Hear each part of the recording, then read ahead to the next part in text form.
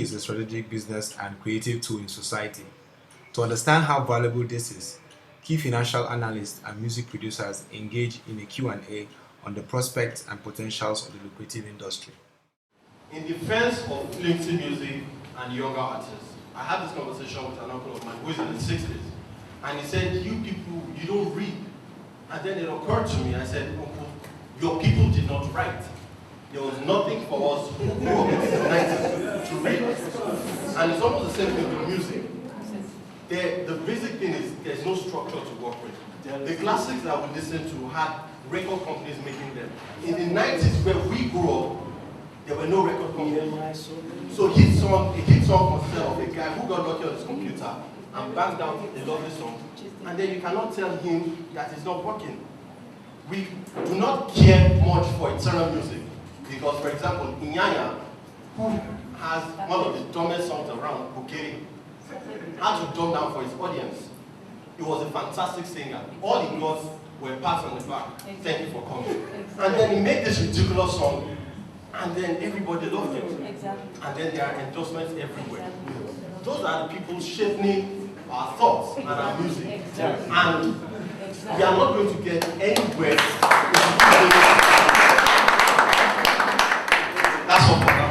I hope there will be more forums like this where we can flash out this thing. Yeah, can I quickly just add to what Jide said? In response to what Jide said, if you listen to what I was saying initially, I was blaming the media for what is happening.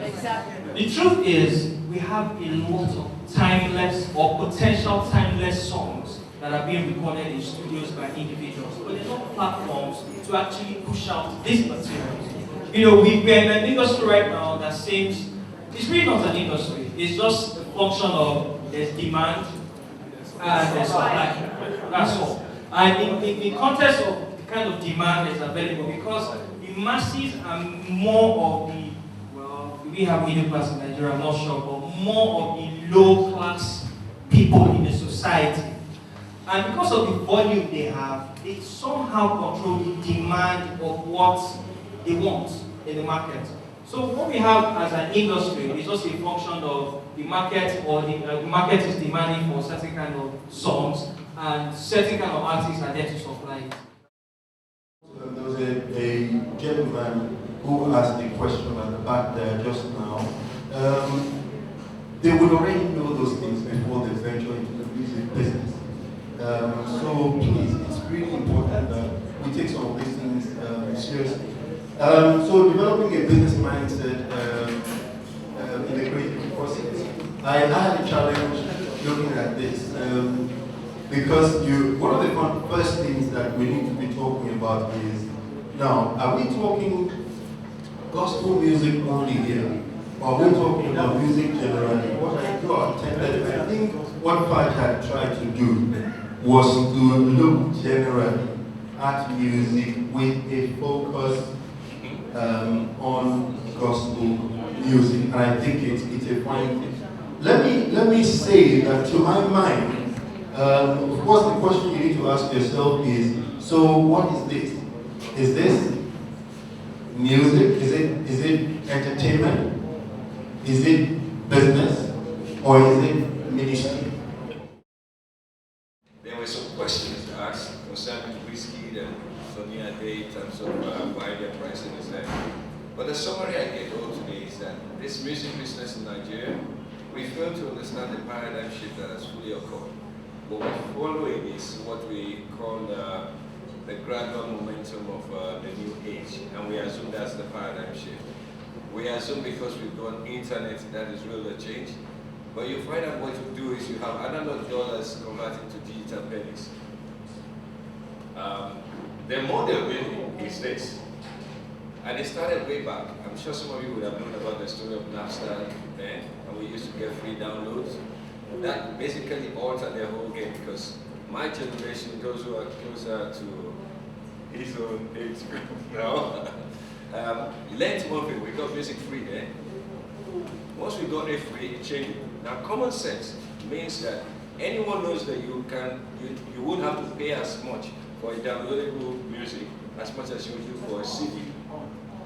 That very simple definition changes the whole paradigm. One, the traditional models of artists, recording, distribution, and the last one, which is marketing, has basically been taken away entirely. But guess what? It creates a new problem. What is the new problem? Because it costs less, margins are lower. The whole entire music industry now operates from a lower margin sequence. Look, it costs you less to record, in fact, basically almost nothing. It costs you almost nothing to distribute. You can use Spotify, you can use Finland, you can use, there's this other one I just came across again, Pandora, you can use iTunes, you can use YouTube. It's basically zero. But guess what?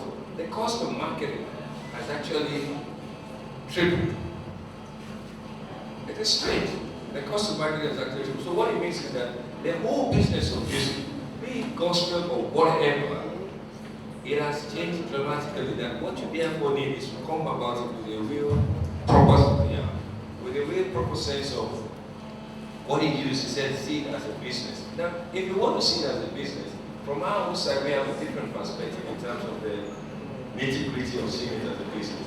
You have to first of all understand the concept of who is your customers in the first place. And I don't think people listen to Mark very well when he was describing it. He said some of you may only have just 5,000 followers. And no matter what you do, your customer base is not going to expand, just like in any product line. And there are some people who will stay in a niche. And the gospel happens to therefore be in a niche market. But guess what? Half of the people in the church don't listen to gospel music itself.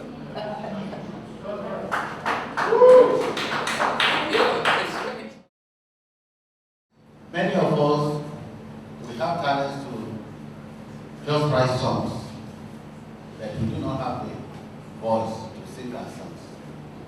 We do not have the talent to dance, but there are others who can make use of our songs, perform it on stage, record it in studios and so on.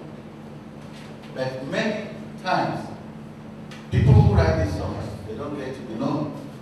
It is the people who get there to perform. I can see authoritatively many hit records that have been turned out in this country were written by unknown writers. Till tomorrow, there are some who just write, the bandmaster will pay them in the party soul of 2,000 naira. And when the record is released, it's released under the big deals. Whereas the real composers are not recognized in English, and they are not earning anything. The same way, our graphic artists, the artists who paint and so on, you see most of the things you see on the road, they do it just to get recognition or just for people to come. Let me have a picture or a drawing of myself or a painting of myself. But in actual fact, these are the businesses that a lot of people become legends around the world. So if we start to look at the business opportunities surrounding our creative efforts, we will realize that for long, our creators will be rubbing shoulders with senators of this world, the legislators, even whoever it is.